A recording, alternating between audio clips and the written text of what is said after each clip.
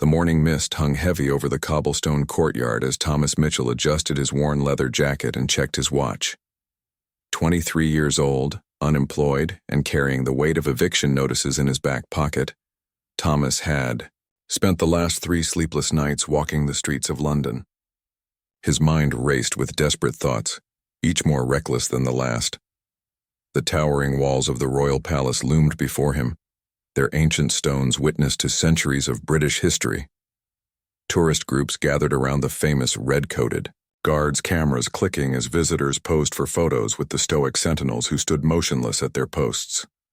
Thomas had watched this scene dozens of times during his aimless wandering, but today something felt different.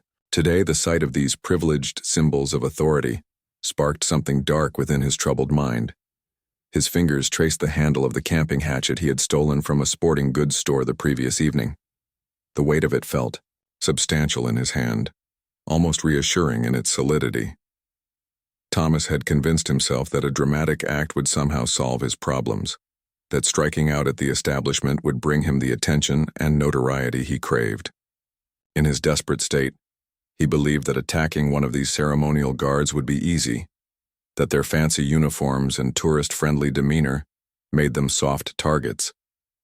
The guard standing nearest to the palace entrance was Sergeant James Harrison, though Thomas knew nothing of the man behind the red tunic and tall black bearskin hat. Harrison had served 3 tours in Afghanistan with the Coldstream Guards before taking this ceremonial posting. His military bearing was not just for show, his training was not merely decorative, and his alertness was not diminished by the routine nature of his current duty. While tourists saw only the pageantry, Harrison remained a combat-trained soldier beneath the ceremonial facade. Thomas circled the area for nearly an hour, working up his courage and studying the guards' movements. He noticed how Harrison's eyes swept the crowd with practiced precision, how his grip on his rifle remained firm despite appearing relaxed, and how his posture never wavered, despite standing in the same position for extended periods. These observations should have warned Thomas that he was dealing with a professional soldier, but his desperation clouded his judgment. As the afternoon sun climbed higher, Thomas made his fateful decision. He pulled the hatchet from beneath his jacket and began walking purposefully toward the guard post. His heart pounded as he approached, adrenaline coursing through his veins as he prepared to commit an act that would change his life forever. The tourists around him continued their casual conversations, unaware that violence was about to erupt in their midst.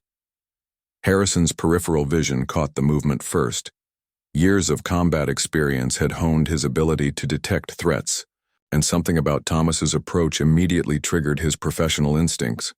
The way the young man walked, the tension in his shoulders, the obvious concealment of something under his jacket, all these details registered in Harrison's trained mind within seconds. While maintaining his ceremonial posture, the sergeant began mentally preparing for action. Thomas raised the hatchet above his head, his face contorted with desperate rage as he charged the final few steps toward the guard post. In that moment, he truly believed he was about to overpower what he saw as a ceremonial decoration, a man playing dress-up for tourists. He had no idea that he was about to attack one of Britain's most elite soldiers, a man whose training had prepared him for far more dangerous encounters than this clumsy assault. The crowd around them began to scatter as people realized what was happening. Screams erupted from tourists who had been peacefully taking photographs moments before. Children cried as their parents pulled them away from the unfolding violence. The peaceful morning had suddenly transformed into a scene of chaos and terror, with Thomas at the center of it all, his hatchet gleaming in the sunlight as he committed himself to an attack that would reveal just how badly he had misjudged his target. Sergeant Harrison's response was instantaneous and devastating. The moment Thomas's hatchet began its downward arc, Harrison's military training took complete control. In one fluid motion that lasted less than 2 seconds, the sergeant stepped aside from the clumsy attack while simultaneously bringing his rifle around in a perfect defensive maneuver. The bayonet attached to his weapon caught Thomas's descending arm with surgical precision, deflecting the hatchet strike while creating an opening for a counterattack. Thomas's momentum carried him forward into empty space where Harrison had been, standing just moments before. The young man stumbled, completely off balance, his weapon clattering harmlessly against the stone ground. In his desperation, he had imagined overpowering a ceremonial guard, but instead found himself facing a combat veteran whose reflexes had been sharpened by years of real warfare. The gap between Thomas's fantasy and reality became brutally apparent in that instant. Harrison's next move demonstrated the lethal efficiency of his training. Using the butt of his rifle, he delivered a precise strike to Thomas's solar plexus, dropping the would-be attacker to his knees and leaving him gasping for breath. The blow was calculated perfectly, enough to incapacitate without causing permanent damage. This was not blind retaliation, but controlled professional force, the kind that separates trained soldiers from common street fighters. The other guards in the immediate area had already begun responding to the threat. Their seemingly decorative positions were actually part of a carefully coordinated security system, and Harrison's engagement had triggered protocols that brought additional armed personnel into action within seconds. These men, despite their tourist-friendly appearance, moved with a coordinated precision of the elite military unit they truly were. Their red tunics and tall hats had not made them soft targets as Thomas had assumed, but rather had disguised some of Britain's most capable soldiers. Thomas rolled on the ground, clutching his chest and struggling to breathe, his hatchet lying, uselessly several feet away. The reality of his situation began to dawn on him through the haze of pain and oxygen deprivation.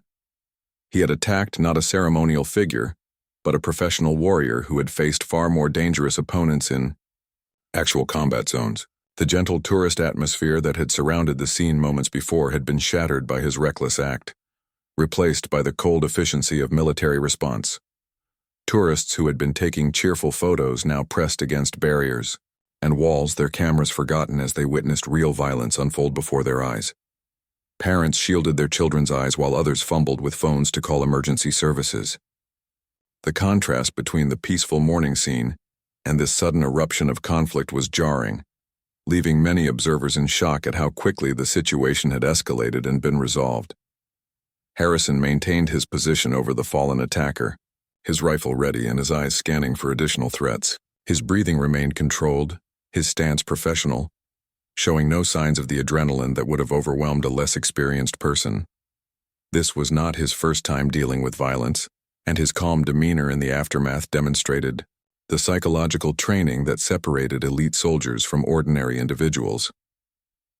The sound of approaching sirens began to fill the air as London's emergency response system activated. Police vehicles, ambulances, and additional security personnel were converging on the scene with impressive speed. Thomas, still struggling to regain his breath, began to understand that his desperate act had accomplished nothing except to land him in serious legal trouble. His problems with unemployment and eviction notices would now seem trivial compared to the charges he would face for attacking a member of the Royal Guard. Within minutes, armed police officers had arrived to secure the scene and take Thomas into custody.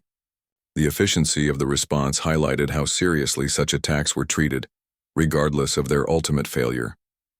Harrison provided a brief professional account of the incident to the arriving officers, his military bearing evident even in this unexpected situation.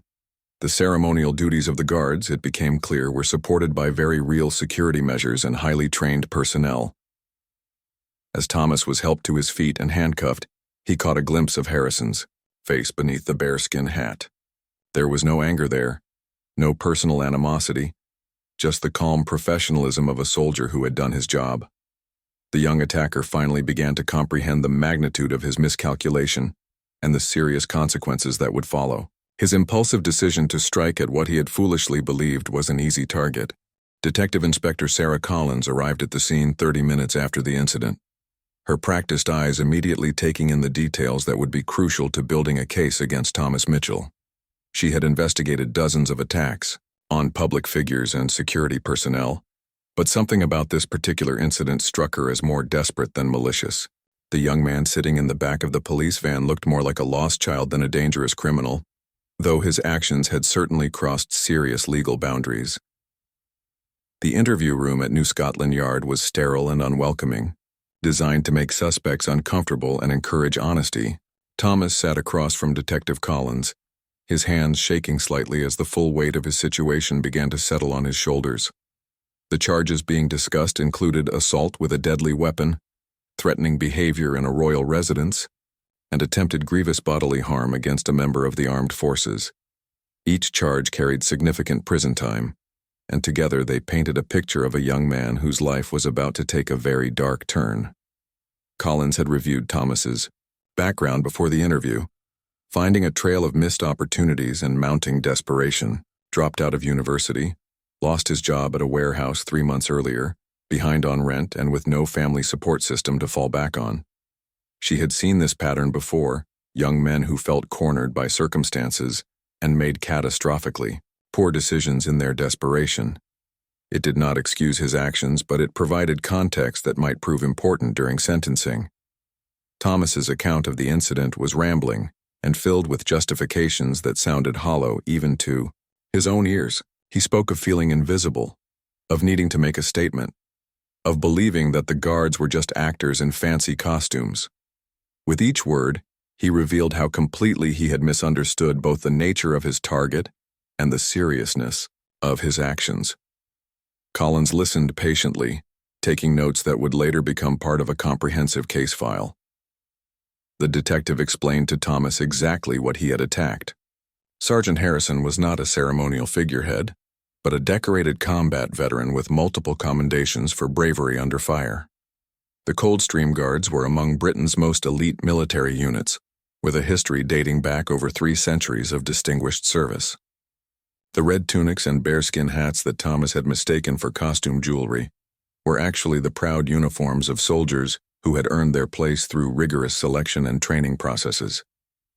Harrison's military record, which Collins shared with Thomas during the interview, painted a picture of a man who had faced genuine danger in service to his country.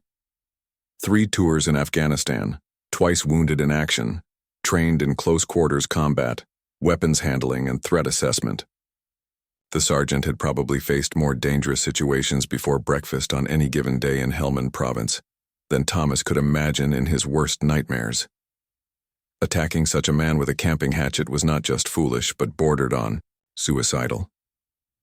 The security camera footage from the incident showed the encounter from multiple angles, and Collins walked Thomas through each moment of his failed attack. He could see himself raising the hatchet, could watch Harrison's lightning-fast response, could observe his own pathetic collapse under the sergeant's measured counterattack. The video evidence made it impossible for Thomas to maintain any illusions about his performance or the guard's vulnerability. Thomas learned that his attack had triggered a comprehensive security response involving over 40 personnel. Armed police units, bomb disposal experts, snipers, and additional military personnel had all been deployed in response to his desperate act. The cost of this response alone ran into tens of thousands of pounds, money that the court would likely add to his growing list of financial obligations. His simple act of desperation had created ripples throughout London's security apparatus. Collins also informed Thomas about the impact on innocent bystanders. Several tourists, including children, had required counseling after witnessing the violent attack. Videos of the incident had already appeared on social media, potentially damaging London's reputation as a safe destination for international visitors. The broader consequences of his actions extended far beyond his personal confrontation with Sergeant Harrison, affecting numerous innocent people who had simply been in the wrong place at the wrong time. As the interview concluded, Thomas finally began to grasp the full scope of his mistake. He had imagined himself striking a blow against an unfair system, but had instead attacked a professional soldier who was simply doing his duty. His desperate attempt to gain attention and notoriety had succeeded, but not in any way that would improve his dire circumstances. Instead of solving his problems, he had created far worse ones that would follow him for years to come. The cold reality of his situation settled over him like a heavy blanket, and for the first time since his arrest, Thomas truly understood how completely he had destroyed his own future with one reckless swing of a stolen hatchet. 6 months later, the Old Bailey courthouse buzzed with activity as Thomas Mitchell's case came to trial. The courtroom was packed with journalists, legal observers, and members of the public who had followed the story since the dramatic incident. At the palace, Thomas sat at the defendant's table wearing an ill-fitting suit provided by his court-appointed solicitor, looking far different from the desperate young man who had charged at a royal guard with a stolen hatchet. Prison had changed him, making him thinner and more subdued, but also forcing him to confront the reality of his actions. Judge Patricia Hawthorne had presided over hundreds of similar cases during her 20-year career on the bench, but few defendants had made such a spectacular miscalculation about their target's capabilities. She reviewed Thomas's file with interest, noting the complete absence of violent crime in his background prior to this incident. His attack on Sergeant Harrison appeared to be an isolated act of desperation rather than part of a pattern of criminal behavior, though this did not diminish the seriousness of his actions. The prosecution's case was overwhelming in its simplicity and strength. Security footage showed Thomas clearly raising the hatchet and attempting to strike Harrison, leaving no room for doubt about his intentions or actions. Expert testimony from military personnel explained the training and capabilities that Harrison possessed, making it clear that Thomas had unknowingly attacked one of Britain's most capable soldiers. The evidence was so comprehensive that Thomas's solicitor had advised him to plead guilty and focus on mitigation, rather than attempting to contest the facts. Sergeant Harrison took the witness stand wearing his dress uniform, his military bearing, evident even in the civilian setting of the courtroom. His testimony was precise and professional, describing the incident in clear, factual terms without embellishment or emotional language. He explained how his training had allowed him to neutralize the threat quickly and efficiently, while minimizing harm to both Thomas and the surrounding civilians.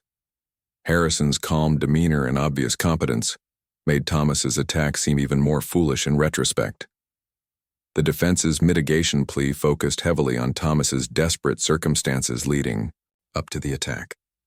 His solicitor painted a picture of a young man overwhelmed by unemployment, financial pressures, and social isolation, who had made a catastrophically poor decision in a moment of complete desperation. Character witnesses testified that Thomas had never shown violent tendencies before this incident, describing him as quiet and generally law-abiding despite his recent troubles. The defense argued for leniency based on his youth, his previous clean record, and the fact that no serious injury had resulted from his attack. Thomas himself was called to testify, his voice shaking as he attempted to explain his actions to the court. He spoke haltingly about his unemployment, his mounting debts, and his growing sense of hopelessness in the weeks leading up to the attack. His explanation for targeting the Royal Guard was rambling and incoherent, revealing how little thought he had actually given to his plan. The judge listened patiently as Thomas struggled to articulate why he had believed attacking a ceremonial guard would somehow improve his desperate situation. Expert witnesses called by the prosecution testified about the broader implications of attacks on royal guards and other security personnel. Dr. Michael Richardson, a terrorism expert, explained how such incidents could inspire copycat attacks and undermine public confidence in Britain's security arrangements. The testimony highlighted how Thomas's individual act of desperation had potential consequences far beyond his personal confrontation with Sergeant Harrison, affecting national security considerations and public safety planning. The victim impact statements revealed the broader human cost of Thomas's actions. Several tourists who had witnessed the attack described ongoing anxiety and reluctance to visit London again. Parents spoke about their children's nightmares and questions about why someone would attack a soldier who was protecting people. Even Harrison himself submitted a brief statement describing how the incident had required him to increase his vigilance and alter his approach to public duties, though he maintained that he harbored no personal animosity toward Thomas.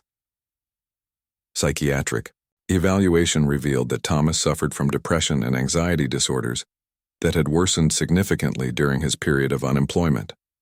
Dr. Sarah Williams testified that while these conditions provided context for his actions, they did not excuse or justify his decision to arm himself and attack another person.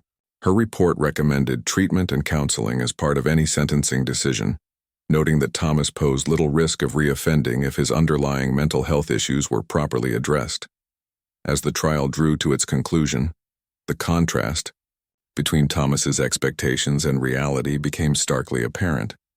He had imagined himself striking a blow against authority, perhaps becoming some kind of folk hero for standing up to the establishment. Instead, he sat in the dock of Britain's most famous criminal court, facing years in prison for attacking a decorated war veteran who was simply doing his duty. His desperate gamble for attention and notoriety had succeeded only in destroying his own future and traumatizing innocent bystanders who had done nothing to deserve becoming part of his personal crisis. Judge Hawthorne's sentencing remarks echoed through the hushed courtroom as she addressed Thomas directly, her words carrying the weight of both justice and disappointment. She acknowledged his difficult circumstances and mental health struggles, but emphasized that these factors could not excuse his decision to arm himself and attack another human being. The judge sentenced Thomas to 4 years in prison, with the possibility of parole after serving half his sentence, if he demonstrated genuine rehabilitation and completed mandated counseling programs. The sentence was severe enough to reflect the seriousness of attacking a member of the armed forces, but showed some mercy given Thomas's age, previous clean record, and the mitigating circumstances of his desperation. Judge Hawthorne stressed that while she sympathized with his financial and emotional struggles, society could not tolerate violent attacks on those who served to protect others. She hoped that Thomas would use his time in prison to address his underlying issues and find constructive ways to deal with future challenges. Thomas was led away in handcuffs, the reality of 4 years behind bars settling heavily on his shoulders. The media coverage of his sentencing was extensive but unsympathetic, portraying him as a foolish young man who had made a spectacularly poor decision that endangered innocent people. The story became a cautionary tale about desperation leading to violence, but also about the dangers of underestimating those who appear vulnerable or ceremonial in their roles. Prison Pentonville became Thomas's new home, a Victorian-era facility known for its harsh conditions and challenging environment. His first weeks were particularly difficult as he adjusted to prison life and dealt with the shame of his conviction. Other inmates were initially curious about his case, having seen it covered extensively in the news, but most eventually lost interest when they realized he was neither particularly dangerous nor connected to any interesting criminal networks. During his incarceration, Thomas was required to participate in anger management courses and receive treatment for his depression and anxiety. The prison's mental health team worked with him to understand the thought processes that had led to his attack on Sergeant Harrison, helping him develop better coping strategies for dealing with stress and desperation. These sessions were often painful as Thomas was forced to confront the irrationality and selfishness of his actions. The anger management program proved particularly enlightening for Thomas, as he learned about the impact of his violence on others. He wrote letters of apology to Sergeant Harrison, the traumatized tourists, and the children who had witnessed his attack, though he was told that these letters might not be delivered depending on the recipient's wishes. The process of writing them forced him to consider his victims' experiences and the broader consequences of his desperate act. Educational programs in prison allowed Thomas to complete his degree through correspondence courses, something he had abandoned during his period of unemployment and desperation. He discovered an aptitude for social work, perhaps influenced by his own experiences with mental health struggles and poor decision-making. His prison counselor noted that Thomas seemed genuinely committed to understanding and changing the patterns of thinking that had led to his violent outburst. Meanwhile, Sergeant Harrison had returned to his duties but found himself somewhat changed by the incident.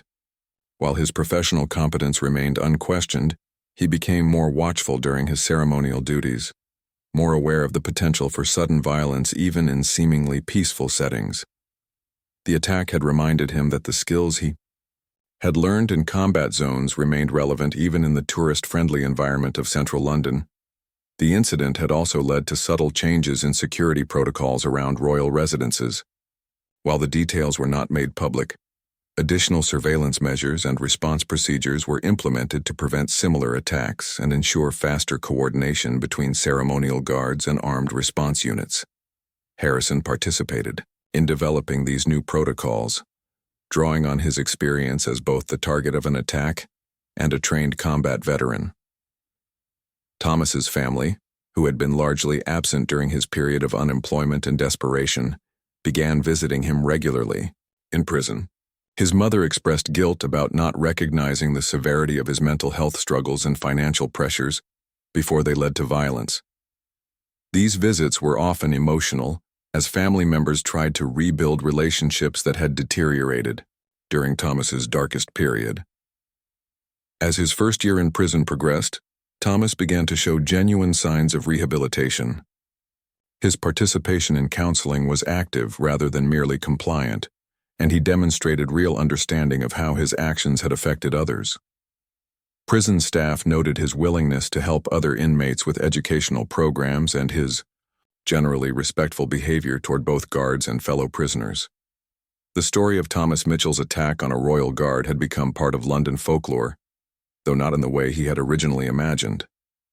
Rather than making him a folk hero fighting against authority, his case became a cautionary tale about the consequences of desperate acts and the importance of seeking help before resorting to violence. His name was associated not with rebellion or defiance, but with poor judgment and the tragic waste of a young life derailed by one terrible decision.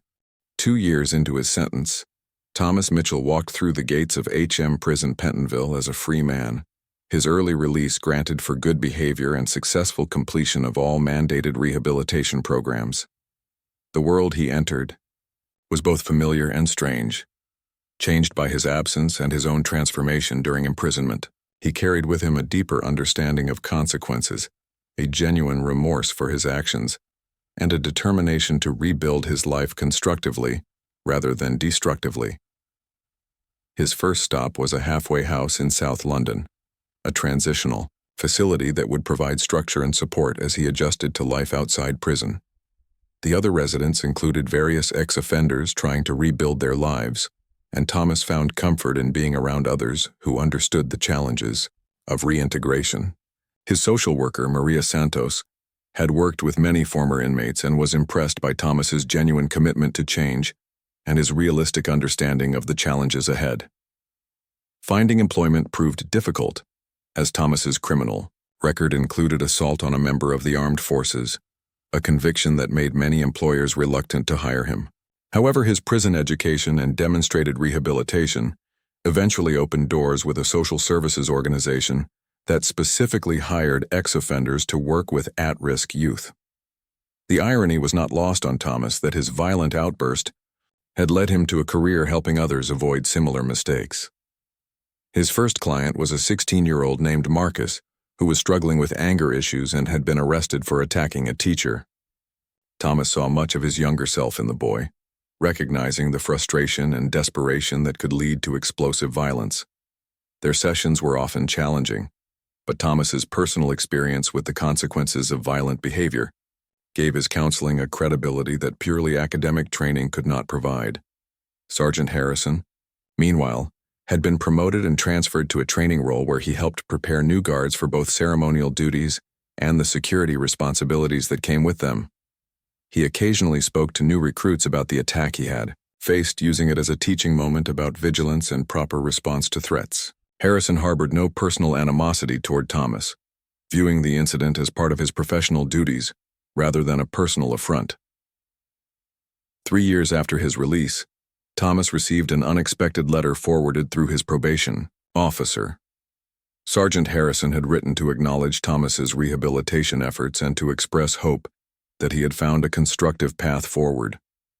The letter was brief and professional, but it represented a kind of closure that Thomas had not expected. Harrison mentioned that he hoped Thomas's experience could serve as a cautionary tale for others facing similar desperation. Thomas eventually earned a degree in social work and began working with young men who had committed violent offenses. His unique combination of personal experience and professional training made him particularly effective with clients who seemed beyond help. He could speak authentically about the consequences of violence, while also demonstrating that redemption was possible with genuine effort and proper support. The incident at the palace had become part of training materials used by various security agencies, though Thomas's name was usually omitted from these accounts.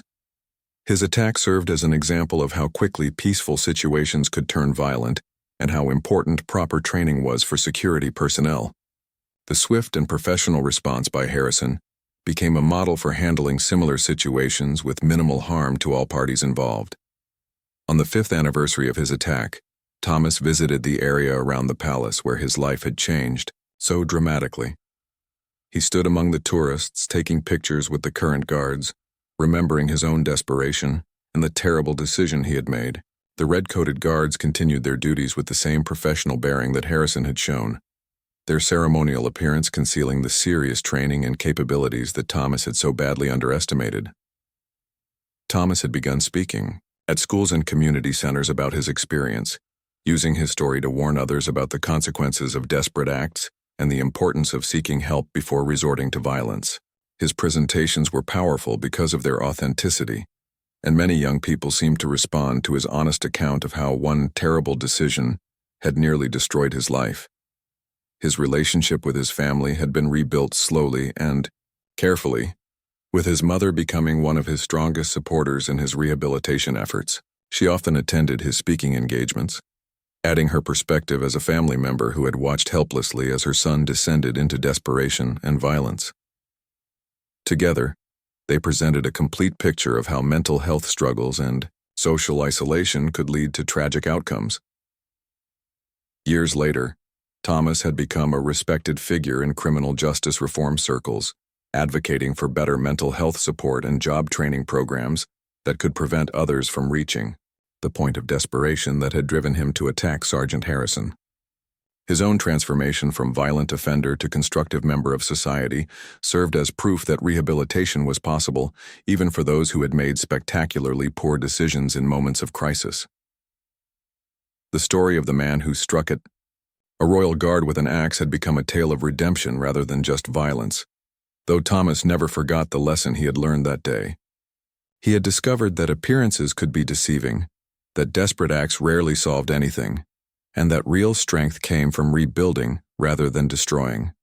Most importantly, he had learned that even the most terrible mistakes could become the foundation for a better life if approached with genuine remorse and determination to change.